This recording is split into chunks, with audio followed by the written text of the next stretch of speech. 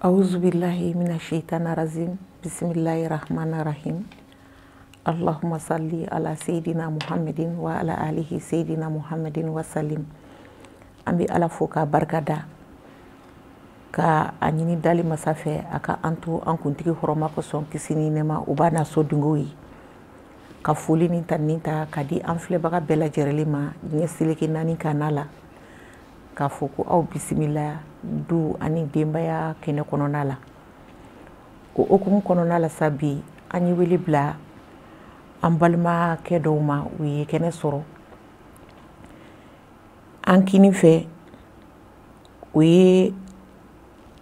an balimakɛ ye n'o ye Mohamed Keyita ye. Mohamed Keyita ale ye conseil administration ye association an ka bɛn maya kɔnɔ. Mohamed Keyita an b'i fo an ye wele bila i ma i ye kɛnɛ sɔrɔ a diyara an ye an b'a fɔ i bisimila yani an ka don kɛnɛ kɔnɔ folikan min b'i bolo ka ɲɛsin an filɛbagaw ma an bɛ sɔrɔ ka taa ni baara tɔ ye. N bɛ bɛɛ lajɛlen fo ne ye Mohamed Keyita ye conseil d'administration an ka bɛn maya la. N bɛ an lamɛnjɛkulu bɛɛ lajɛlen fo n bɛ an karamɔgɔ fana fo n'o ye Cheikh Sori Usmani Madani Hayidara ye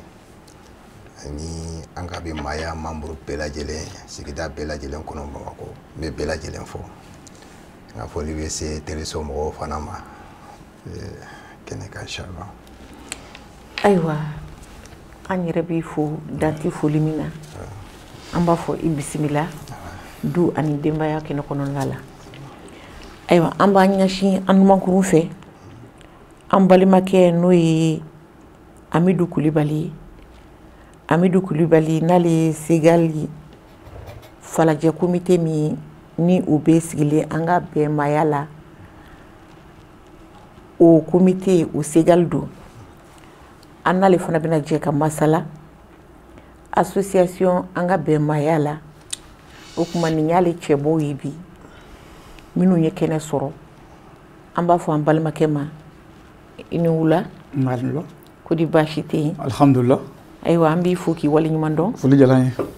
ye. N'i ye wele jaabi i ni foli ka kan. Diyara n ye. Folikan min b'i yɛrɛ fana bolo ka ɲɛsin an filɛbagaw ma yanni an ka don baara kɔnɔ. Alhamdulillah n bɛ an lagɛliba bɛɛ lajɛlen fo kelen kelen mun b'an lagɛ ani minnu bɛ an lamɛn arajow la. O tɛmɛnen kɔ ka foli belebele ta ka se Sirifila a chɛfu ni a baarakɛla bɛɛ lajɛlen ma ka ta chɛfu la fo gardien n ka foli bi aw bɛɛ lajɛlen ye ka d'a kan n'aw tɛ anw t'i ye anw tɛ se yan. O kɔfɛ n bɛ n ka président d'honneur n'o ye Badara Usmani Hayidara ye n ka waleɲumandɔn foli bɛ ka ɲɛsin a ma ani a ka tɔnden bɛɛ lajɛlen ni o ye anw ye hani minnu fana y'an kanu ka bɛɛ lajɛlen fo kɛnɛ in kan yan. Ayiwa bɛɛ lajɛlen ye foli lamini a diyara bɛɛ lajɛlen ye ka sababuya kɛ maya an ka bɛn ale kɔnɔna la o ye fɛn belebele ye n'a y'a diya an bɛ se k'a fɔ adamadenya jɔsen don o tuma na an bɛ aw fo ka aw waleɲuman dɔn. Association in hakilina bɔra maa minnu na an b'u yɛrɛw fo k'u waleɲuman dɔn ni o ye i bɔra sisan ka belebele min tɔgɔ fɔ n'ale y'i sen da a fa sendanɔ la ka cɛ bɛɛ ni kan bɛɛ ka se k'o la sabati jamana kɔnɔ n'o ye Badara Alu Usmani Hayidara ye an b'a fɔ k'a Hayidara. Ayiwa ale ka dankan n'o ye Siyaka Kulibali ye an bɛ a yɛrɛ fana fo kɛnɛ in kɔnɔ danti foli min na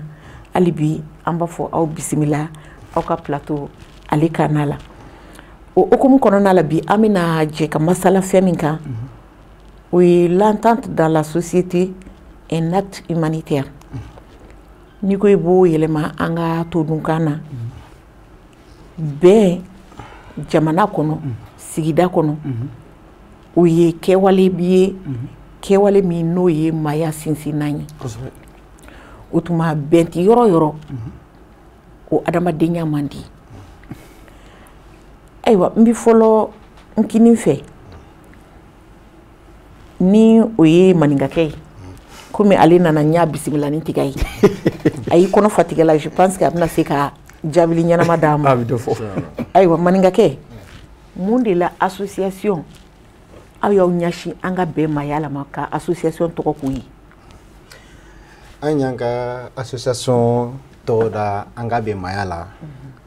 an ka bɛn maya la an y'a ye bɛn ye maya jɔsen belebele dɔ ye. adamadenya tɛ se ka ɲɛ ni bɛn tɛ.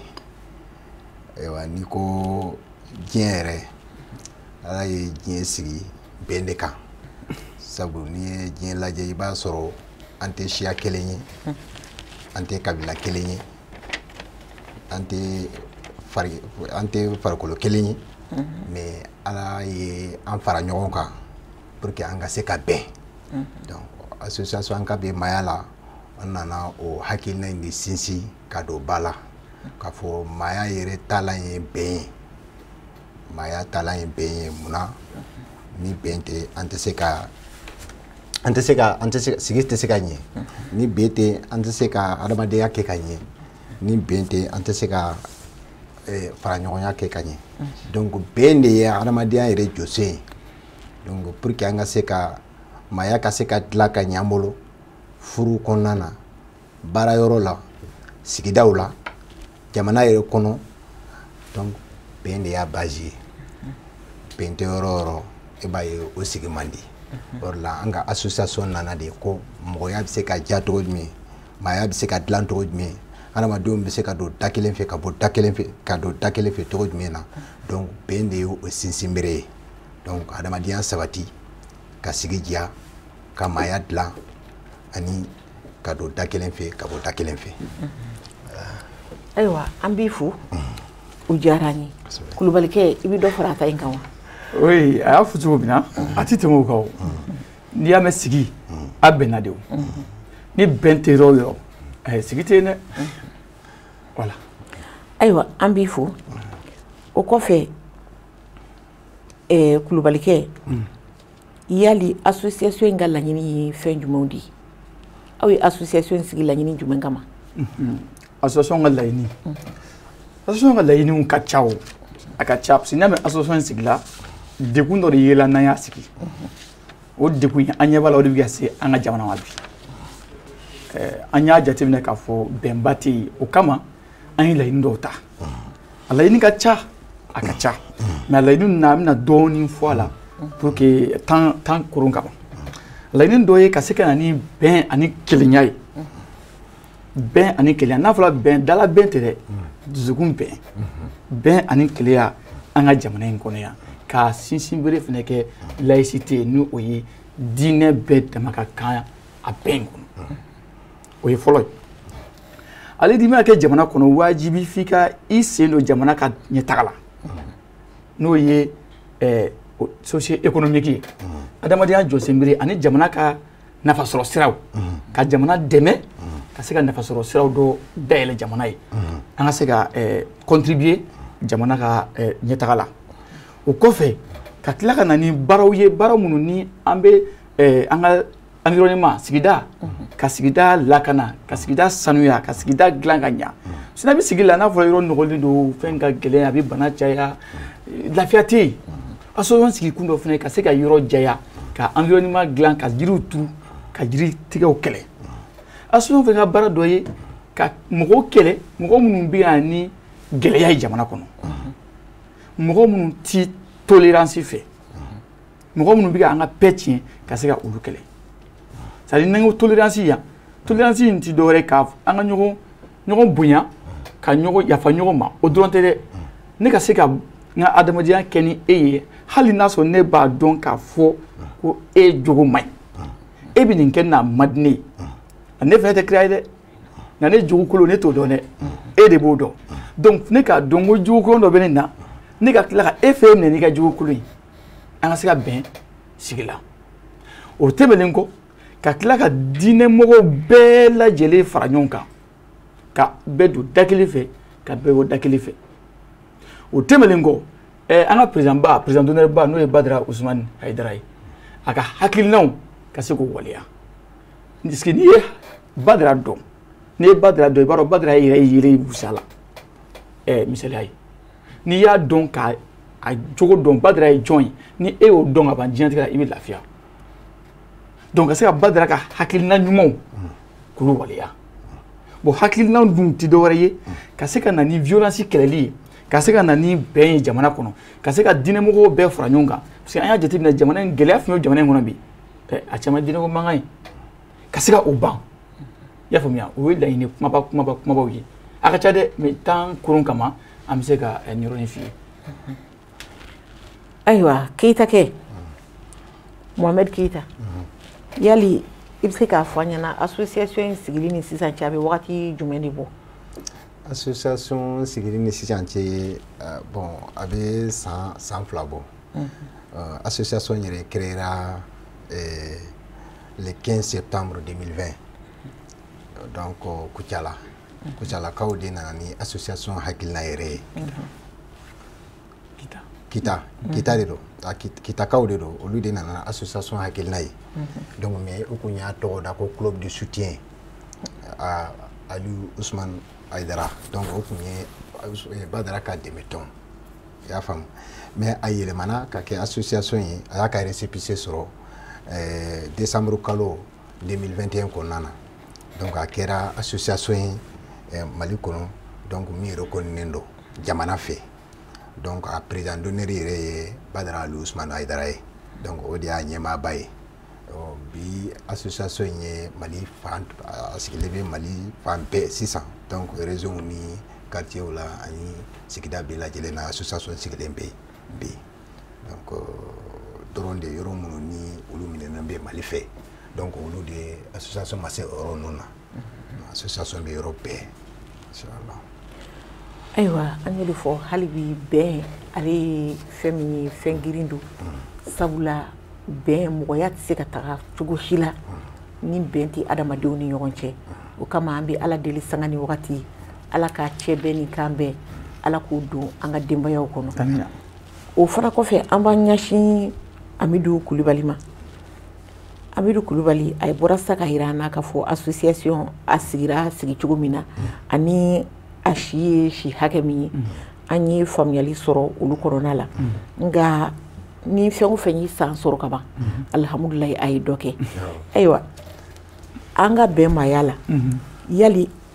association ka laɲini dɔw sabatira wa? Bien alhamdulillah n'i ye ɲininka o la o diyara n ye association ka laɲini caman faamuya a sabatila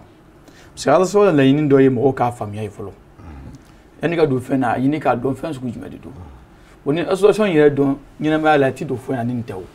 association nakun ye e yɛrɛ de ka se ka lafiya anw y'a faamuya anw tugula a kɔ bon anw fana ye alhamdulillah an ye mɔgɔ minnu fana lafaamuya olu tugula a kɔ association in tɛ créé waati ni sisan cɛ san 1 mais a san 1 kɔnɔ a bɛ Mali fan bɛɛ o b'a yira k'a fɔ k'a faamuyara de fɛn ɲuman fɛn de don donc k'a f'i ye ko là où nous sommes an ye ko caman kɛ faamuyala a faamuyali kama ko caman kɛla baara dɔw kɛla ɲumanya baara dɔw hakili la o ye association ka laɲiniw bɛ ka faamu cogo min na mɔgɔw bɛ ka b'u yɛrɛ la bi ka baara ninnu kɛ k'a sɔrɔ hali a ma f'u ye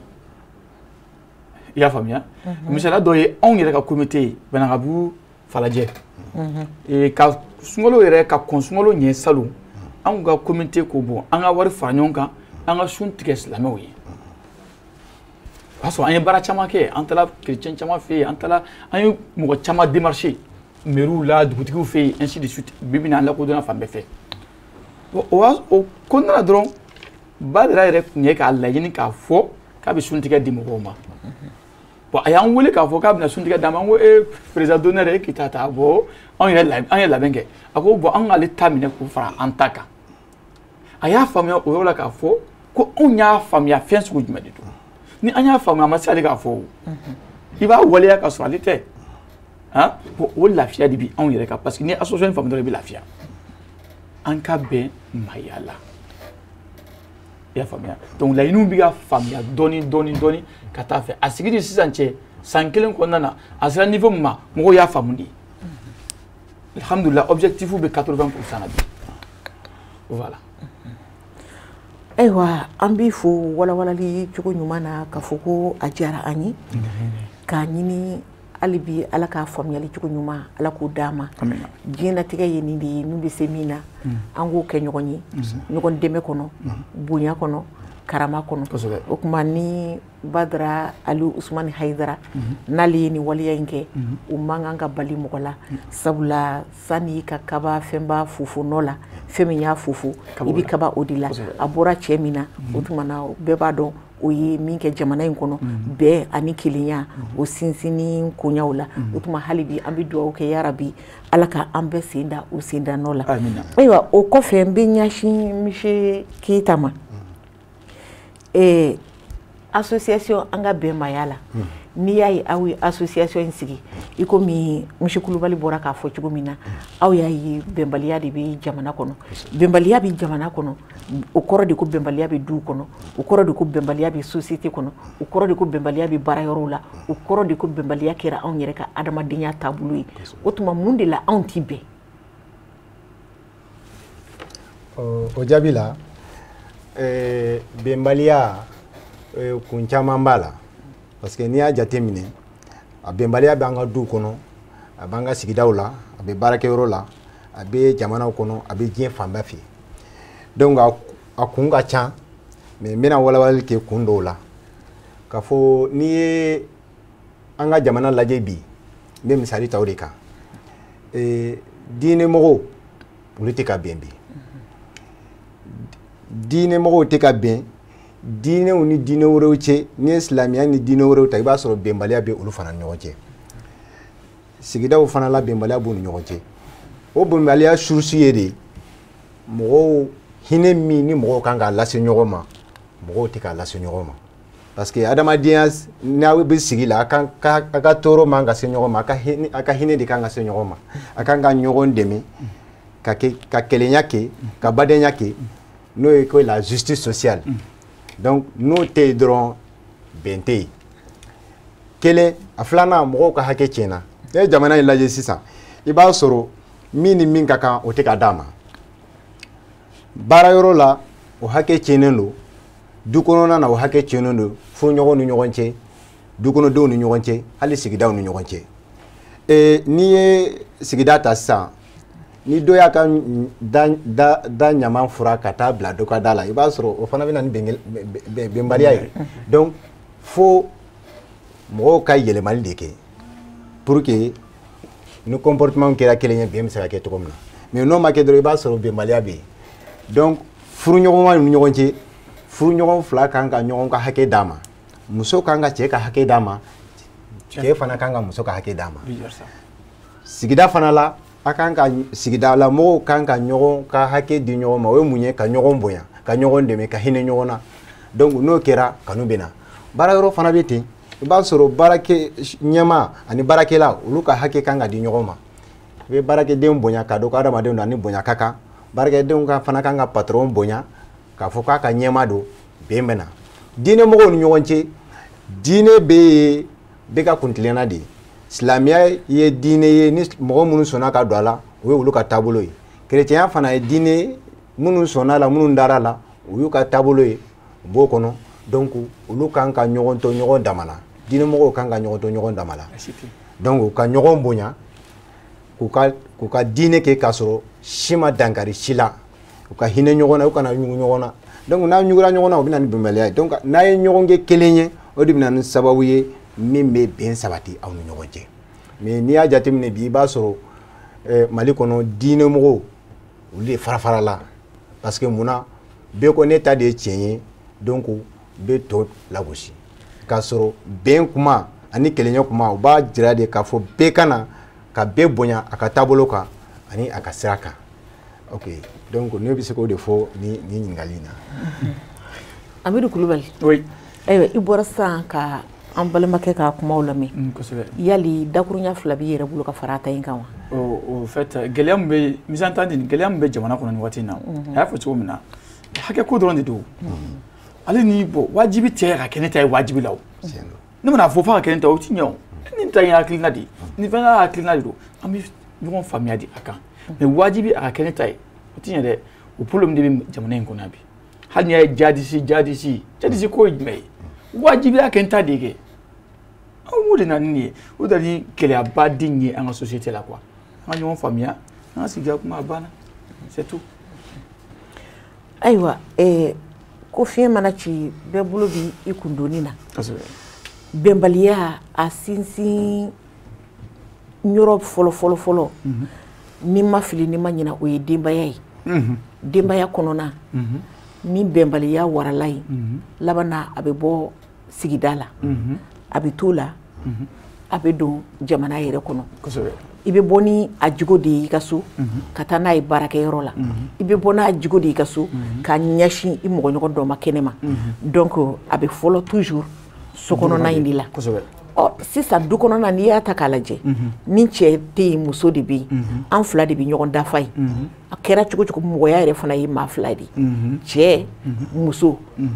an b'a mɛn dɔw ko bɛnbaliya in bɛ bɔ cɛ la dɔw ko k'ayi ko bɛnbaliya in bɛ bɔ muso la ne ko e yɛrɛ bolo a bɛ bɔ jɔn na alhamdulillah ni ɲininkali nin piège ba t'a la sa mais a bɛ ɲa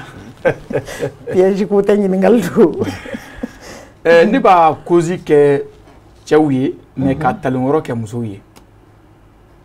ma nin yɔrɔnin faamu binyɔrɔ ye cɛw ye nka talen yɔrɔ ye musow ye donc anw de b'aw la talonnaw bi bi merci vous savez que bibi na ni du ɲalen an balakaw don n'o fɔra dɔrɔn o ka d'aw ye ani fɛnɛ du cilen olu kɛ n'o tɛ gɛlɛya fɛn fɛn bɛ société kɔnɔ i bɛ du lajɛ bi cɛman 10 a bɛ ka du kɔnɔ gɛlɛya t'aw ni ɲɔgɔn cɛ a to kelen ka muso furu i b'a jogo dɔ dɔn ale tɛ o min bɛ ka fɔ a ye so kɔnɔ dɛ o de don filanan mana muso ta e muso b'a f'i ye cogo dɔ la ni muso b'a fɔ n ye cogo dɔ la bon ni muso banna diɲɛ don o don diɲɛ bɛ wuli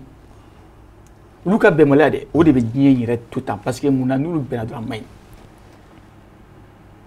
n'a fɔ jikɛ ni ji suma bɛ ɲɔgɔn sogin cogo min na c'est comme ça an balakaw tɛ se ka bɛn abadalisi mais mun b'olu bɛn o ye anw yɛrɛ jogo de ye ni a fɔra bon i taara i dɔgɔnin y'a kɛ tan i kɔrɔkɛ y'a fɔ tan a y'a don tan a y'a bɔ tan e y'a lamɛn siɲɛ filanan fɛnɛ a y'a fɔ e y'a lamɛn e bɛ o mara i kɔnɔ i dɔgɔnin contrôle la ou bien i kɔrɔkɛ contrôle la kelen fila don dɔ la dɔrɔn e kɔrɔkɛ bɛ ko dɔ kɛ hali ni ko bɛnbali de don o y'a sɔrɔ dimi bɛɛ bɛ kɔnɔ e b'o bɛɛ ta dɔrɔn k'o fɛnɛ dɔn a na nin farali ye nka e muso ye e wele k'a f'i ye k'a bɛ taa hey n tɛ n'a f'i kɛra dɛ kana don ni n badenw cɛ anw baw u bɛ na anw faw fɛ yen waati min na olu tun ye misɛli de ye nka bi anw musow kɛmɛ lamu de ye parce que fɔlɔ la de du tun ka bon parce que anw baw tun ka ɲi olu tun ye kaalikɛlaw de ye nka bi a bɛna fɔ kɔɲɔmusow natɔ la min bɛ f'u ye u t'a mɛn de wala kelen mun b'a f'u ye o jogo man ɲi bi bi na ni muso e kɔɲɔmuso bɛna ta du kɔnɔ dɔrɔn c'est un problème du kɛmɛ n'i y'a sigi muso kelen muso fila bɛ du kɔnɔ n'hali sini bɛn bɛ yen a tɛna du fila kan dɛ a tɔw bɛ yɛrɛ kɛ n kelen n cɛ kelen o de ka d'aw ye non i bɛ yafa n ma donc o gɛlɛya de bɛ yen donc n'o kɛra sisan i bɛna sɔrɔ la mɔgɔ bɛ fara bɛnbaliya mun kɛra sababu ye ne bɔra a ka du kɔnɔ o bɛnbaliya kelen bɛna kɛ sababu ye sigi la fɛnɛ e n'i sigiɲɔgɔn tɛ bɛn wa e n'i sigiɲɔgɔn tɛ bɛn o gɛlɛya bɛ na dugu fɛnɛ kɔnɔ dugudenw tɛ bɛn commune denw tɛ bɛn cercle denw tɛ bɛn région capitale finalement jamana bɛ yɛrɛ kɛ maa si tɛ si lamɛn a bɛ na du kɔnɔ de i y'a faamuya awɔ n y'a faamu ayiwa an b'i fo jɔn sɔnna o ye cɛya dɔ ye ala ni tiɲɛ na nin yɔrɔnin ka ca anw musolakaw la musow a kana aw tɔɔrɔ a kana digi aw la ne yɛrɛ b'a kɔnɔ a bɛ n yɛrɛ wele a fɔra de aw ni ne an bɛɛ ka jɛ an k'an jigo dilan an k'a ɲa nin yɔrɔnin minnu filɛ ni bolo bɛ ka si an na an ka bolo ninnu kɔmabɔ ka bolo ninnu sinin bɔ an na ni kɛwale ye ni jigo ye ni faamuyali ye o kɔfɛ n balimakɛ Monsieur Keita e bɛ fɛ ka dɔ fara ale ta in kan n bɛ fɛ ka dɔ fara a kan bisimila sabu bɛnbaliya du kɔnɔ a ju bɛ cɛ la a ju bɛ muso la donc n'u ko du u ko cɛ ni muso furu ɲɔgɔnya de donc furu f'i k'a dɔn furu sigilen bɛ hakɛ dɔ de kan cɛ a n'a ka hakɛ muso fana n'a ka hakɛ cɛ ka kan ni min ye cɛ kan k'o kɛ muso fana ka kan ni min ye muso kan k'o kɛ. Monsieur du sigilen don furu dɔrɔn tɛ dɛ n bɛ tila n bɛ na hali question dɔ poser aw kun bien vrai que furu ye a sunba ye mais fɛn wɛrɛ fana bɔ a kɔnɔ du kɔnɔna la cɛ ni muso dɔrɔn tɛ yen balimamaw bɛ yen tiɲɛ tɛ yan balimamusow bɛ yen tiɲɛ tɛ denmasa buramuso olu bɛ yen n bɛ tila yɛrɛ fana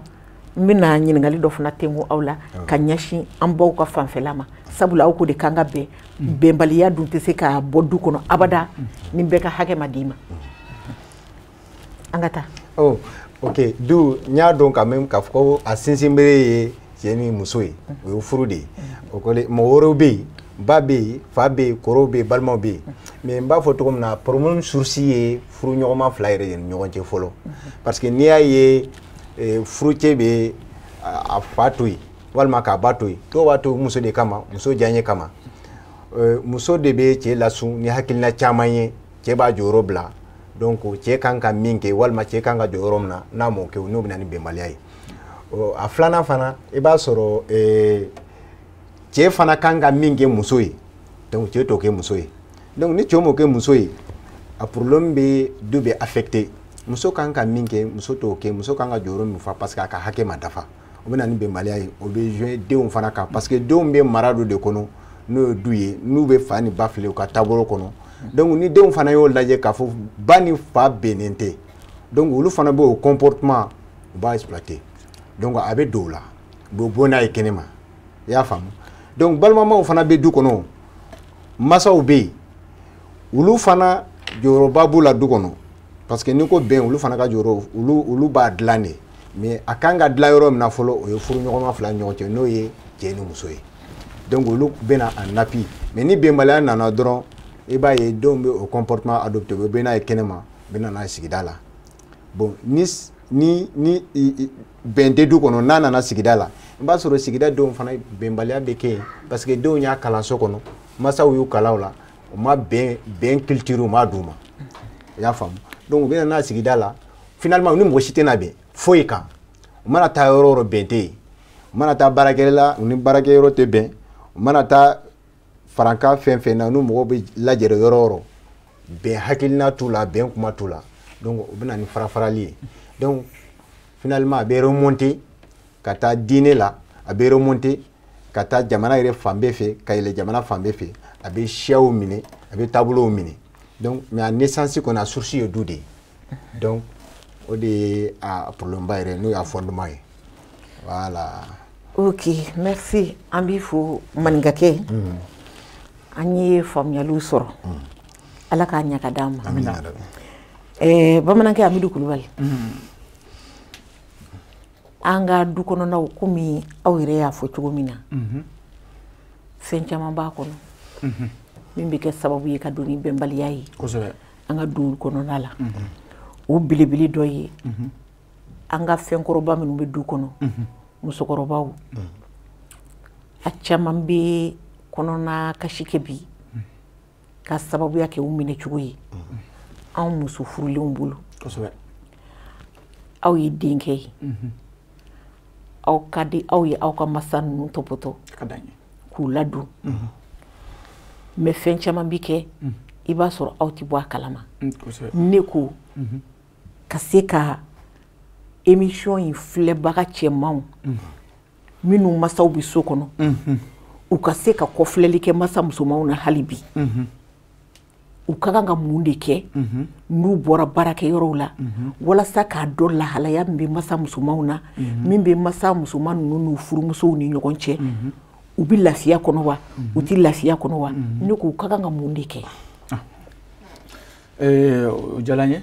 o fait ne ɲininka o la ne hakilina ti dɔwɛrɛ o la cɛ yɛrɛ de bɛ jɔ i jɔyɔrɔ la parce que bi an ka société kɔnɔ anw bɛ muso de furu ka u bila an masa kan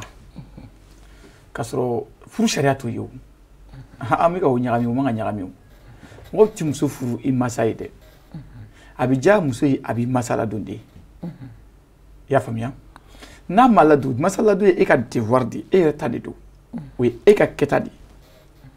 bɛɛ bɛɛ ka kɛta kɛ gɛlɛya ten maintenant n'i ye muso kɛlen ye k'a ɲɛ don e fɛnɛ masa la du kɔnɔ a y'a ye fɛn na de a nana sɔrɔ diɲɛ don o don sɔgɔmada fɛ e yɛrɛ de bɛ kɛ masa ka sokɔnɔna furan ka jɔsi kelen e bi fɛn bɛɛ kɛ i masa ye n'ale nana wajibi de don a b'a ta i ka dabada ma a bɛ fɛn masa bonya i y'a faamuya donc cɛ kan ka min kɛ sisan o ye a b'o baarakɛyɔrɔ la a ka segin ka na masa de filɛ fɔlɔ ka na baro kɛ n'a ye aa a bɛ cogo di kɔni baasi la bi journée kɛra cogo di ka baro kɛ n'a ye k'a yira muso yɛrɛ b'a ye k'a fɔ nin ba b'ale a bolo cogo min na kɔrɔkɔ tɛ bon wajibi don ale dun b'a dɔn wajibi pour que ale fɛnɛ bɛ se ka lafiya cɛ in bolo f'a ka muso ladon nka ne fɛnɛ muso kanu yɛlɛla ka tɛmɛ masa kan alors muso mun ka d'a b'a kɛ masa dɛ ne bɛ mun ɲini anw fɛ anw cɛw fɛ an masa ladonni anw de ma jagosa ye a bɛ diya muso ye a b'a kɛ e kama bon n'a fɛnɛ y'a sɔrɔ e bɛ k'a minɛ cogo min na a b'a minɛ o cogo la dɛ. ayiwa halisa i tɛ tila ne la nin yɔrɔnin na parce que masa ladonni aw ma diyagoya ye adamaden bɛɛ n'i ladonbaga don kosɛbɛ muso ka ɲi a musoɲɔgɔn bolo kuma dɔw la an lamɛnbagaw bɛ hakɛ to cɛ yɛrɛ fana ka ɲi a cɛɲɔgɔn bolo cɛ mana a masa musoman na don cogo cogo yali a bɛ se k'a ladon komi a furumuso ni furumuso sɔnna wa e yɛrɛ bolo bɛ se ka kɛ yan voilà ne de ɲininka o yɔrɔ la a ka gɛlɛn mais limaniya de b'a ɲɛnabɔ parce que i b'a dɔn ni an balakaw filɛ nin n'u ka bana sera état dɔ ma u bɛ na ni u denmuso dɔ d'a kɔrɔ kun dɔ de b'a la sinon cɛ furumuso bɛ yen ou bien bon bana ma se ni musokɔrɔba sera niveau dɔ ma a ka ɲi a fɛnɛ woloden bolo ka tɛmɛ a buramuso kan f'an k'o fɛnɛ faamuya n'i b'a dɔn yɔrɔ min i tɛ se ka yɔrɔ min gérer e tɛ se k'a ɲɛnabɔ fiyewu bon nin dun lajɛ yɔrɔ min na bi Ala tala kelen pewu de b'a ɲɛdɔn i balimamuso la ɲini ka na kɛ ne kɔni o ye ne ka sira de ye c'est ne fɛ ne ma o yɔrɔ faamuna mais n fana bɛ fɛ ka fɛn min fɔ ladonni bɛɛ tɛ se hali bana hukumu kɔnɔna ma quoi c'est à dire mɔgɔ bɛ se yɔrɔ dɔ la i b'a sɔrɔ n'i ye muso furu donc i den mana muso furu a bɛ muso in bɛ fɛn caman kɛ masa in ye anw fɛ yan farafinna o ye tiɲɛ a bɛ anw bolo yan n'i yɛrɛ ye muso furu k'i muso bila kɔ kan k'i ba to ga la anw b'a fɔ yan ko e m'o fɔ a bon voilà n ka kuma bɛ nin yɔrɔnin de nɔfɛ donc n'i ko la ko cɛ yɛrɛ de kan ka kɛ a masa ye n'an m'a yɔrɔnin walawala anw tilela mɔgɔw bi an bangebagaw ka hakɛ to an kɔrɔmaɲɔgɔnw ka hakɛ to anw ye takurun de n'i y'an da don f'i k'an fifa n'o tɛ anw tɛ minɛ. d'accord n y'a faamuya n'i y'a ye n y'a fɔ tan o tɛ dɔwɛrɛ ye pour que muso yɛrɛ k'a dɔn e masa b'i bolo cogo di parce que mɔgɔ caman bɛ yen buramuso fitinin ni kɔrɔbalen u tɛ bɛn ka caya tiɲɛ tɛ wa mais ne b'o hali sisan cɛ de m'e jɔ i jɔyɔrɔ la maintenant cɛ kan ka mun de ɲɛ a masa ye ni cɛ bɛ ka fɛn kɛ ba ye a bɛ ka min kɛ dɛ muso bɛ tɛmɛ ni o de ye o ni muso nana sɔrɔ cɛ bɛ ka ba ladon muso fɛnɛ b'a dɔn pɛrɛ fɛn dɔw bɛ yen cɛ tɛ se k'o k'a ba ye o tɛ se ka kɛ mais a b'a dɔn cɛ mago bɛ a ba la kosɛbɛ en ce moment muso yɛrɛ b'a kɛ fo ka cɛ nimisi wasa mais o bɛɛ bɛ dépend cɛ yɛrɛ de la i bɛ se ka mini mun kɛ e k'o kɛ ni e y'o kɛ e limite muso yɛrɛ b'o dɔn o la muso yɛrɛ b'a dɔn ale nakun ye furu min ye ale tɛ se ka k'e fɛ ka tila ka ban i masa la o tiɲɛ tɛ wa donc muso fɛnɛ wajibiyalen don sisan ka se ka e ba in ladon i ɲɛna i kɔfɛ nka o la fɛnɛ dɔw fɛnɛ ka ladon caman ye ɲɛkɔrɔko de n'i y'a y'i ka gɛrɛ ba la k'a ɲininka ainsi de suite parce que mɔgɔ caman ta ye ɲɛdimi fura de b'u bolo kɔdimi fura t'u bolo n'e tɛ yen au lieu que u ka fɛn min k'i ba ye a ka gɛrɛ u bolo donc ninnu de man ɲi association nana nin bɛɛ kɛlɛli de kama association yɛrɛ nana nin bɛɛ c'est à dire ka na an ka danbe kɔrɔw an ka taabolo kɔrɔw ka na olu bɛɛ de restaurer fo mɔgɔw de ka o faamuya k'a fɔ ɲɛnamaya la c'est imagine i yɛrɛ de quoi mɔgɔninfin ye a yɛrɛ de ye e bɛ min k'i masa ye e bɛ ka min k'i masa la fɛnɛ mɔgɔ wɛrɛ ɲɛ bɛ se ka don a la tiɲɛ tɛ wa e taara n ka so e taara sɔrɔ ne bɛ ka n ba kan sɔsɔ e sɔrɔ ne bɛ ka pɛrɛn a kunna ni e ni ne ba kari la ɲɔgɔn na i b'o de kɛ o tiɲɛ tɛ wa mais e y'a sɔrɔ ne ba mana fɛn o fɛn kɛ ne kɛlen bɛ ka n majigin ma o ye tiɲɛ ye ah ma o tiɲɛ ma e y'a kɛ cogo ye dɛ e ɲɛ tɛ se ka don ni masala fiyewu bon o ye fɔlɔ taabolo kɔrɔw de ye bon association na kun ye ninnu kɛlɛli de f'an ka ninnu de place kan o de fɔlɔ du kun ka bon du kun ka di jamana in kun ka di mais sisan a bɛ cogo di bɛɛ ka danni tugu in bɛ da la individualisme voilà ayiwa an b'i fo k'i waleɲuman dɔn a diyara n ye je peux dire que ŋɔni dɔɔni bɔra an ka mɔgɔkɔrɔbaw sen na nin yɔrɔnin na u k'a dɔn ka fɔ fɛn caman bɛ kɛ fili sira don dɔnbaliya sira don n'o tɛ an b'u fɛ u ka d'an ye u bonya b'an yɔrɔ sabula n'i ye den o den k'i disi gosi i b'i disi gosi n'i ba ye ala ta kɔfɛ o tuma na ala ka an ka musokɔrɔba ninnu ala k'u hinɛw don anw na i komi an hinɛ donn'u la cogo min na an fitininama o kɔfɛ an b'an ɲɛsin misi Keyita ma sogo ka fasamuru da ka go ko an ka du kɔnɔnaw an bɔra sisan ka musokɔrɔbaw ta fɔ an bi furumusow fana ko camanba bi du kɔnɔ fɛnkɔrɔbaw la k'olu de fana b'a kan na joni jalaki t'a n'u ni ɲɔgɔn cɛ olu ye kuru ye anw ye sɛfan ye ni kulu binna sɛfan kan a bɛ ci n'i ye sɛfan fara kulu kun a bɛ ci anw de dun ye sɛfan ye yali e yɛrɛ bolo anw furumusow anw ka kan ka mun de kɛ walasa an ni an buramusow ka bɛn ka ɲɔgɔn faamu fo ala kana n'a ka n'a ye o jaabi la ne b'a fɔ furumusow a bɔra du de do kɔnɔ parce que an ka furu sigilen bɛ danbe yɛrɛdɔn ani hɔrɔnya de la muso mana bɔ a fa fɛ a b'a sɔrɔ a lamɔnen de don a lamɔnen don a fa bonyani na a lamɔnen don a ba bonyani na n'a nana a cɛ fɛ a b'a dɔn k'a fɔ fa b'a bolo ba b'a bolo cɛ fa y'a ba ye cɛ ba y'a ba ye cɛ yɛrɛ fana ye a furucɛ ye donc a y'a fa n'a ba sɔrɔ bonya cogo min na a bɔra so k'a sɔrɔ bonya min bɛ a fa fɛ a fɛ ka taa fa ma a n'a ba ma a bɛ tila ka o bonya de segin cɛ fana ba n'a fa ma komi i n'a fɔ ba n'u ba a ba an'u fa donc muso mana na furuso kɔnɔ a kan ka u bonya de ka fa bonya ka muso fa bonya ka ba bonya ka a yɛrɛ dɔgɔyaw ye k'a minɛ k'a fɔ a denkɛ ye cogo min na ne fana ye a denmuso ye ten donc n'o bonya dɔnna dɔrɔn i b'a sɔrɔ gɛlɛya bɛ dɔgɔya i y'a faamu donc o bɛna ni bɛn parce que association n'i y'a ka laɲini lajɛ gɛlɛya bɛ yɔrɔ o yɔrɔ hali furuso kɔnɔ ninnu n'a ɲɔgɔnnaw a nana de ka ninnu dɔn k'u kɛlɛ k'u bɛ komi n balimakɛ y'a fɔ cogo min na donc muso kan k'a dɔn k'a fɔ a ba ye cɛ ba ye a ba ye cɛ fa ye a fa ye k'a ɲini k'a dɔn mun de ka d'u ye ale bɛ se ka mun k'u ye mun man d'u ye n'a bɛ se k'a to yen tuma dɔ la i b'a sɔrɔ cɛ yɛrɛ tɛ fɛn dɔ faamu mais ale ka muso ka lamɔ n'a ka ladamu kama a bɛ gɛrɛ fa ninnu na k'u latopɔtɔ k'u ka laɲini min ka d'u ye ka se ka k'u ye fɛn mun man di ye ka ta ka b'u kan donc o ye fɛnba de ye furu kɔnɔ ni muso sera k'a dɔn k'a fɔ cɛ ba n kan ka mun k'a ye a ka jɔyɔrɔ ye jumɛn ye donc o bɛna ni gɛlɛya caman wulili ye bɛnbaliya o bɛna n'a ye k'a wuli ka bɔ yen donc ka cɛ fa fana lajɛ mun de ka d'a ye k'a minɛ a fa ye donc ka latopɔtɔ donc o bɛna ni sababu ye ka na ni bɛn ye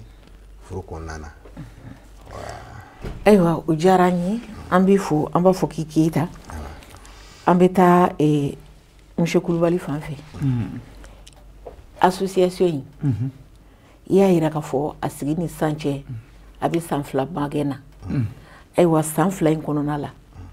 association in sera ka baara jumɛnw de kɛ a sera ka fɛn jumɛn de kɛ jamanadenw yɛrɛ fana ye kɛrɛnkɛrɛnnenya la min n'a bɛna kɛ nafa ye an ma don n'a nataw la a bɛ kɛ nafa ye an ma hali bi yɛrɛ.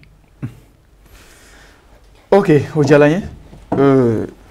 n taama ɲɔgɔn fo nga masa batte ça nga ma fo kedake la fois a fait une association de création à Sanflamaguin oye wati mina a kun kala kita drawing mais ka ke nationalier o sangelen ke décembre na ka ke nationalier wa national lamandi on ya resoro akonnana o wati kan se bima mar wi marsi temeli kele kama munu wulila ka bo sigi yola kana donc association de biri ta kata o segere dalabolon bola et finum bola association ke mogo déplacer longi sur le connait na fo nga exemple la nyo dovier aso anga comité mugandela donc association e ka misiri muganta comité belajeli ka dungilingilenta ka suntige a belajelina ama do ma de ankla o clé mugan ko fe ankla ka ato ke na anta misiri na fo sungalo ban association ngani suntige labes la mongi kelengele fo ta sungalo ban bon o tebelingo fene association fene bi arabadouan nu fe kachaya arabajan temeli ya kun turu be nela barangabu falaje ami war de ta kata mo deme dokotro soula ko ordonnance sa shiakota la nan tala nan be aniye ka soro ibi etamuna donc wajibi ameka ami deme ka fenke mercredi temeli an yere war mu kun tiala ko so ba ko sa fo wa keme nyona ma an sira ka mo ka furasan ko la bon au fait temeli ko fe formation bi ke mo kuna wati be ali dimanche an formation ke mogo mugan ɲɔgɔnna kunna mogo i bɛ kuma cogo di jama cɛla i bɛ kuma ta cogo di i bɛ kɛ maître cérémonie ye cogo di ka jeunes former pour que u ka se ka gɛlɛya dɔn u kuma yɔrɔ n'u kuma cogo la o tɛmɛnen kɔ mɔgɔ 10 fɛnɛ ta la an y'o ta musolakaw fɛ mɔgɔ 10 ka taa u don formation coupe et couture la u ka fini tigɛ ani ka fini kalan u taara don kalan formation min na a formation ye 23 de san kɔnɔ donc san 3 i bɛna jateminɛ o san 3 kɔnɔ mɔgɔ kelen o kelen 79 de kan ka sara a tɔgɔ la donc association bɛ ka baara minnu kɛ o dɔ ye nin fana ye o kɔfɛ tuguni association ka laɲini kɔnɔ i n'a fɔ an ye laïcité fɔ cogo min na ko diinɛ bɛɛ dama ka k'a kɔnɔ wa diinɛ bɛɛ kɛ i ta kɛ cogo la ka sɔrɔ i ma don dɔ in gasi la an ye concert dɔ organiser o comité numeribu mɔgɔw ye concert organiser jɔn ni jɔn tun b'a kɛnɛ kan o ye Segubani wele o bɛ min na bɛɛ b'o dɔn o ye Bala wele n'o ye chrétien ka fɔlikɛla ye o ye Zigiri Solo wele o ye mɔgɔ min ka fɔlikɛla in bɛɛ b'o dɔn donc ka olu fara ɲɔgɔn kan kɛnɛ kelen kɔnɔ a ma nɔgɔ dɛ ka concert kɛ a image mɔgɔw kunna a vidéo mɔgɔw kunna o ye laɲini dɔ ye pour que ka yira mɔgɔw la ka bɛn ɲini mɔgɔw fɛ siya ko t'a la diinɛ ko t'a la bɛɛ lajɛlen ka don da kelen fɛ an ka bɔ da kelen fɛ o fɛn tɛmɛnen kɔ an ye ka sisan chrétien muso min jiginna den 5 a jiginna den 5 a bɛ Gabriel Touré la dɛmɛ ko b'a la maliyɛnjɛ don ni ko min kɛra waati na mɔgɔw bɛ waati soso dɔrɔn kɔfɛ u bɛ ɲinɛ a tigi kɔ donc kɔsa in na fɛnɛ an y'an bolo fa kosɛbɛ ka taa o fɛnɛ di olu ma hakili la Sherifla TV tun b'a kɛnɛ kan ka se ka a dɔw filmer mɔgɔw k'a faamuya k'a fɔ ko an bɛ baara min na duguma dɔgɔtɔrɔsow ka mɔgɔw dɛmɛ furakɛliw la ka se ka siyaw fara ɲɔgɔn kan ani diinɛw pour que an ka se ka bɛn sigi la k'a fɔ mɔgɔw ye dɔrɔn ni bɛn tɛ yɔrɔ min na i ka diinɛ tɛ se ka waleya i mana kɛ silamɛ ɲuman ye cogo o cogo i bɛ dugu min na ni bɛn tɛ yen a tɛ se ka kɛ dɛ i n'a fɔ a bɛ fɔ cogo min na hali lahara an ni Ala cɛ ka nɔgɔ koyi an yɛrɛ dama cɛ o de ye problème ye alors an bɛ ka an yɛrɛ dama cɛ de dilan fo ka diinɛ in bɛɛ de fara ɲɔgɔn kan Mali in ka se ka segin a sigicokɔrɔ la ne ye Hamidu Kulibali silamɛ tɔgɔ bɛ na n ye silamɛden ye wa n ye silamɛ ye bi nka i k'a dɔn k'a fɔ anw wolo ni sisan cɛ chrétienw ka fête anw b'a la anw silamɛw ka fête anw ni chrétien minnu bɛ sigi la an b'a bɛɛ kɛ ɲɔgɔn fɛ ɲɛnamaya kɔnɔ i tɛ différence foyi dɔn an ni ɲɔgɔn cɛ ne y'o bɛn ye san ne y'o kelenya ye san mais e nana Bamakɔ yan ne y'a sɔrɔ bɛɛ ka datugulen bɛ da la i n'a fɔ jamana kelen tɛ nin tɛ siya kelen ye o écartelen bɛ wa hali mɔgɔ dɔw fɛ ni e mɔgɔ min t'i ten turu kɔni k'a fɔ Alahu akibaru e ye kafiri de ye dɔw yɛrɛ delila k'a fɔ k'u tɛ dumuni kɛ ni o mɔgɔ sugu ye minɛn kelen kɔnɔ nin ye fili ye dɛ nin ye fili ye dɛ yanni e ka kɛ silamɛ ye n ko joli dɔ de b'i la ne ka kɛ chrétien e ka kɛ silamɛ ye est ce que e ni joli bɛ kɛ binkɛnɛma ye e t'a kɛ bilenman ye wa an bɛɛ joli de ye kelen ye o an bɛ tila k'a fɔ an bɛ an fa Adama ani an ba Hawa denw de tiɲɛ tɛ ya est ce que ne kan ka ban i baden na ko chrétien don wa e kan ka ban i sinji la k'a bɛ bɔli sɔn wa ayi ne se min ne b'o kɛ nka ne bɛ fɛn ta kɛ dɛ ne ka sira min ne b'o kɛ nka fɛn min ye laɲini ye bɛn e ni ne b'o kɛ ɲɔgɔn fɛ n'an sera sini min mana min kɛ Ala b'o récompenser nka ne kɔni ti don e gasi la abada o de y'an ka laɲiniw ye an sera ka minnu kɛ o dɔw filɛ nin ye ayiwa an bɛ i fo wagati ale b'a la ka kurun kosɛbɛ Monsieur Keita n'i ye jateminɛ kɛ adamadenyaw kɔnɔ fɔlɔ la duw tun ye dubaw ye gaw tun ye gabaw ye mɔgɔyaw tun ka di hali ti mɔgɔ min dɔn a bɛ na i ka da kungo k'a f'i ye ko n bɛ jabala ɲini i b'a bisimila n'i y'o bisimila i tɛ sɔn o ka fara ka bɔ i la bilen o yɛrɛ fana tɛ sɔn ka fara ka bɔ e la bilen nka bi du kɔnɔna la anw bɛɛ fara la kɔrɔkɛ tɛ fɛ ka fara dɔgɔnin n'a ka denbaya kan dɔgɔnin ko k'a n'a muso n'a denw yali e bɛ se ka mun de fɔ an ye farafalali kɔlɔlɔ k'a sababuya kɛ bɛnbaliya ye an ni ɲɔgɔn cɛ i bɛ se ka mun de fɔ an ye o kan i y'a fɔ cogo min na ni kun ye an ka duw lajɛ an ka du kun ye du belebelebaw de ye kɔrɔkɛ bɛ yen dɔgɔninw bɛ yen fa bɛ yen fakɔrɔba bɛ yen mamuso bɛ yen musow bɛ yen u bɛnnen kun don ka adamadenya kɛ hɛrɛ la ani bɛn na ani kɛlɛya la u tun bɛ kɔtɔ ɲɔgɔn ta la nka bi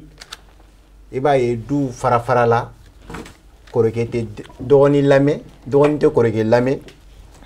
ɲɔgɔn bonya tɛ yen mɔgɔ si t'a la donc o conséquence o bɛ na ni bɛnbaliya ye o bɛ na ni seginko ye parce que n'i ye an ka du jateminɛ bi i b'a sɔrɔ mɔgɔ si tɛ ka mɔgɔ si lamɛn mɔgɔ si faralen tɛ mɔgɔ si kan mɔgɔ si tɛ mɔgɔ si ta dɔn mɔgɔ si ka dɛmɛ tɛ se mɔgɔ si ma mɔgɔ si ka hinɛ tɛ mɔgɔ si ma donc o de bɛ na ni jamana yɛrɛ seginko la ye o bɛ sigida yɛrɛ segin o bɛ adamadenya nagasi parce que c'était l'une des valeurs traditionnelles à préserver k'a fɔ an ka bɛnbaliya o tun ye fɛnba de ye fɔlɔfɔlɔ la mais ni an ka duw lajɛ du farafarali a nana ni fɔnkoɲɔgɔnya ni ɲɔgɔn cɛ a ye kanu ban ani ɲɔgɔn cɛ kɛlɛya min kun bɛ yen an ni ɲɔgɔn cɛ a y'o fana ban badenya min kun bɛ yen n'an bɛ hinɛ ɲɔgɔn na ka ɲɔgɔn dɛmɛ fana banna i y'a faamu donc o de kɛra o kɔlɔlɔ de kɛra sababu ye mɔgɔw tɛ ka ɲɔgɔn kan fɔ yɛrɛ mɔgɔ si tɛ mɔgɔ si fɛ kanu banna danaya banna parce que munna ni e ban ni balimakɛ la i tɛ k'a dɛmɛ i ka hɛrɛ tɛ se a ma yɔrɔ i b'a dɔn o kɔni o ye kɔlɔlɔ ye i ka sigidala mɔgɔw parce que an b'a miiri k'a fɔ ni du bɔra yen sigida de bɛ yen adamaden ni du bɔra yen sigida de bɛ yen o sigida fana i ka hɛrɛ kan ka s'a ma n'i ka hɛrɛ ma s'o ma est ce que i n'olu bɛ se ka bɛn donc duw de cira nin cogoya la fo ka remonter ka se jamana yɛrɛ ma ka gɛlɛya don hadamadenya yɛrɛ ni ɲɔgɔn cɛ ka bɛnbaliya se niveau ma mɔgɔw bɛ ka ɲɔgɔn faga ka se niveau ma sinankuya min tun b'a ni ɲɔgɔn cɛ siyaw ni ɲɔgɔn cɛ kabilaw ni ɲɔgɔn cɛ o bɛ burujara ka ban pewu parce que a soso bɔra dubaw la dubaw cili o de conséquence nana ni o ye parce que n'i y'a jateminɛ kulubaliw tun bɛ tulonkɛ kɛ bɛn nɔfɛ dɔgɔnɔw ni filaw tun bɛ sinankuya kɛ tarawelew ni jaraw bɛ sinankuya kɛ bɛɛ banna sisan a banna pewu parce que munna dubaw cira kɛlɛya ni badenya min tun bɛ yen o banna hinɛ ɲɔgɔnna min tun bɛ yen o banna anw bɛ kɔtɔ ɲɔgɔn ta la ka don da kelen fɛ ka bɔ da kelen fɛ o bɛɛ banna donc o nana dankari an ka nin fɛn ɲumanba in na n'o tun ye sinankuya ye sinankuya kun y'an bɛɛ kɛ kelen ye i mana taa yɔrɔ o yɔrɔ o ye yɔrɔ ye i mana taa yɔrɔ o yɔrɔ i ka du ye i mana taa yɔrɔ o yɔrɔ i bɛ bisimila ye komi i y'a fɔ cogo min na i ye o duden dɔ ye mais kɛra sababu ye du cili kɛra sababu ye ka jamana yɛrɛ sigi ko parce que n'i ye Mali lajɛ sisan n'i ye nord lajɛ ka Mali sud lajɛ i b'a sɔrɔ gɛlɛya bɛɛ b'an ni ɲɔgɔn cɛ a donna hali an ka siya la siyako la nana siyako problème na siya si tɛ siya tɛ fɛ bi mɔgɔ siya si tɛ siya si considéré hinɛ tɛ u ni ɲɔgɔn cɛ a remontera ka na diinɛ la comme n y'a kuma fɔ parce que bi n'i y'a lajɛ o de ye réalité ye Mali kɔnɔ o de ye réalité ye diɲɛ kɔnɔ parce que diinɛ ko ye mɔgɔw ka conviction ko de ye u ka danaya ko de don bon balimamaw hali maa min ni maa min tɛ diinɛ kelen na u tɛ ɲɔgɔn fɛ balimaya bɛ yen balimaya kora u ni ɲɔgɔn cɛ o i b'a sɔrɔ dɔ ye chrétien ye dɔ ye silamɛ ye mais a bɛ se k'a ka silamɛya kɛ nin bɛ se k'a ka silamɛya kɛ nin bɛ se k'a ka chrétien kɛ a bɛ se ka adamadenya kɛ ɲɔgɔn fɛ ka balimaya kɛ ɲɔgɔn fɛ mais du cira a kɛra kɔlɔlɔ ye hali n'a tɛ diinɛ kelen ye donc a tɛ bɛn a bana ɲɔgɔn na a ye balimaya in tiɲɛ ka maaya tiɲɛ an ni ɲɔgɔn cɛ ka hinɛ ɲɔgɔnya k'o bɛ ban ɲɔgɔn cɛ ɲɔgɔn dɛmɛ tɛ yen donc an ka association laɲini de ye an ka fɔlɔ-fɔlɔ duba minnu tun bɛ yen ni kɛlɛya tun bɛ yen ni maaya tun bɛ yen ɲɔgɔn kanu tun bɛ yen ɲɔgɔn minɛ tun bɛ yen donc ka na ko ɲumanba in segin a nɔ la. ayiwa an b'i fo an hakili la association ka laɲini u faamuyana kosɛbɛ ka sababuya kɛ nɛnw donna kumaw yɔrɔ caman na k'a walawala ayiwa o hukumu kɔnɔna la wagati ale kurunna an bɛ taa monsieur Kulubali fan fɛ monsieur Kulubali ayiwa fɛn o fɛn ɲanci b'a la n'o y'a nafa ye wa nafa bɛ fɛn fɛn na conséquence b'a la n'o y'a kɔlɔlɔ ye wagati kɔni kurunna kosɛbɛ miniti 2 bɔɲɔgɔnko ou bien miniti 1 yɛrɛ a nafa n'o ye bɛn nafa ye ani a kɔlɔlɔ n'o ye bɛnbaliya kɔlɔlɔ ye ka walawala an ye teliya la sabula wagati dafara kosɛbɛ. ayiwa alhamdulillah i y'a fɔ cogo min na bɛn nafa tɛ se ka fɔ ka ban dubaw bɛn de tun bɛ yen fɔlɔ la diɲɛ kun ka di an bɛ nisɔndiya la non nin waati in na nin fɛn kun bɛ sɔrɔ tan nin fɛn kun bɛ sɔrɔ tan an don o don an bɛ ka nimisa kɔrɔlen nɔfɛ tiɲɛ tɛ yan o ye bɛn de ye n'i ye nimisatɔ ye fɛn nɔfɛ kun ka di de nka kɔlɔlɔ min b'a la bi farali mun kɛla bulonkonden kelen tɛ se ka bɛlɛ ta o e ma maa si tɛ se ka bɛlɛ ta bi yan fɔlɔ la a bi fara ɲɔgɔn kan un coup a bɛ arrivé mais bi bi in na bɛɛ ko bon n kelen ouais c'est ça ça passe o kɔlɔlɔ ye min ye i tɛ taa ɲɛ de parce que l'homme est fait pour vivre dans la société wajibi an bɛ balo ɲɔgɔn fɛ de société kɔnɔ wa n'a bɛ yen entraide bɛ na association ka laɲini dɔ fana ye entraide ka ɲɔgɔn dɛmɛ donc ni bɛn tɛ dɔrɔn kɔlɔlɔ fɔlɔ bɛ na kɛ ɲɔgɔn dɛmɛbaliya de ye e tɛ ne fɛ ne tɛ fɛ ne bɛ dɛmɛ cogo di alors f'an ka kɛ ɲɔgɔn fɛ ka se ka ɲɔgɔn dɛmɛ pour que an bɛ se ka arriver quoi voilà o de bɛ ka fɔ sisan dakuruɲɛ kelen na. ayiwa a diyara an ye monsieur Keita Mohamed Keita ayiwa e bɛ wele kan jumɛn bila ani ka foli kan ka émission kuncɛ jamana kɔnɔden bɛɛ lajɛlen ma association an ka bɛnbaya tɔgɔ la walasa jamana kɔnɔdenw an ka se ka bɛn Mali bɛ yɔrɔ min na bi a mɛnna kasi la Mali mɛnna a ɲɛji bɛ jigin wa dɔ wɛrɛ tɛ se ka Mali ɲɛji cɛ ni malidenw tɛ o tuma na an ka se ka bɛn walasa Mali fana dusu bɛ suma. ne bɛ wele min da o ye association an ka bɛn a nakun ye min ye o ye maliyɛn cɛ n'a muso an bɛ se ka bɛn cogo jumɛn na donc ko ni association a welelen de b'a kɔnɔ miniti 1 a ka laɲini ye min ye a ka se ka sabati donc o ye cɛ ni muso a kana fara an kan an ka se ka bɛn kɛ parce que ni bɛn tɛ jamana tɛ diya ni bɛn tɛ dugu tɛ diya ni bɛn tɛ hali du kɔnɔnaw tɛ diya donc bɛn de bɛ na ni sababu ye ka jamana diya ka jamana ka tagaɲɛ sabati ka diinɛ mɔgɔw ka diinɛ ka se ka sabati bɛɛ ka to a ka diinɛ taabolo fɛn fɛn bɛ ala an ka laadalamɔgɔw u ka se ka u yɛrɛ y'a kɔnɔ donc association an ka bɛnbaya la ale nana o de kama bɛɛ welelen don an ka se ka nin hakilina ɲumanba in n'o bɔra an karamɔgɔ Badara Usmani Hayidara la donc ka se k'o sabati bɛɛ ka na an ka se k'an tɛgɛ di ɲɔgɔn ma ka bɛn kɛ walasa Mali bɛ se ka diya jamana bɛ se ka diya donc diɲɛ bɛ se ka diya cogo min na donc o de kun ye an ka donc n bɛ foli min di n bɛ an ka télé mɔgɔw fo n'o ye Serifila mɔgɔw ye n b'olu fo o tɛmɛnen kɔfɛ n bɛ an ka ɲɛmaa fo n'o ye Badara Ali Usmani Hayidara ye ale min nana nin hakilina ɲuman ye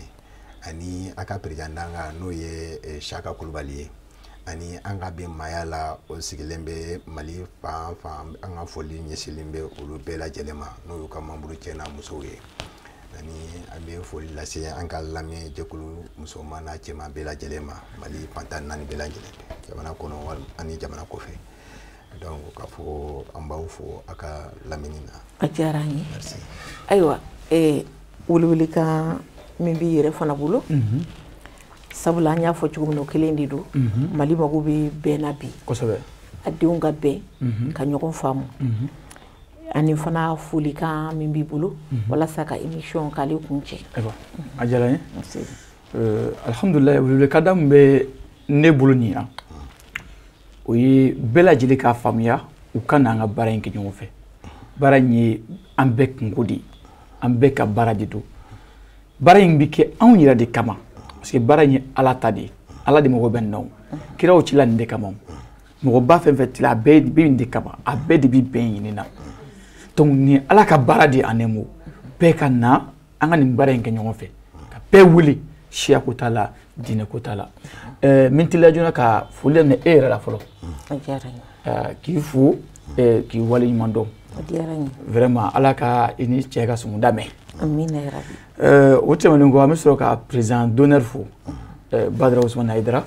ka wale ɲuman dɔn hakilina ɲuman in tali la ani tɔnden kelen kelen bɛ Mali kɔnɔ ka ni Mali kɔ kan ani an mansaw an tɛ se ɲini kɔ o ɲinafin b'an na donc an ka foli belebele b'u ye fɔ san. Voilà merci. Ayiwa an bɛ aw fo ka aw wale ɲuman dɔn ka an filɛbaga bɛɛ lajɛlen fo nin wagati in na diɲɛ fantan naani bɛɛ lajɛlen na. Association an ka bɛnbaya la ne hakili la nin ye jamana kɔnɔ den ɲuman bɛɛ kelen-kelenna haminako dɔ ye nin ye fasoden ɲuman bɛɛ haminako ye nin ye dutigi ɲuman bɛɛ haminako ye nin ye furumuso ɲuman bɛɛ hakilinako ye nin ye woloden ɲuman bɛɛ hakilinako ye sabula bɛn tɛ yɔrɔ yɔrɔ bɛnbaliya de b'a bɛɛ tiɲɛ bɛn bi yɔrɔ yɔrɔ hinɛ bɛ yen makari bɛ yen ɲɔgɔn dɛmɛ bɛ yen Ala k'an kisi bɛnbaliya bi yɔrɔ yɔrɔ bɛnbaliso bonya o bonya don dɔ la tonbo don Ala k'an kisi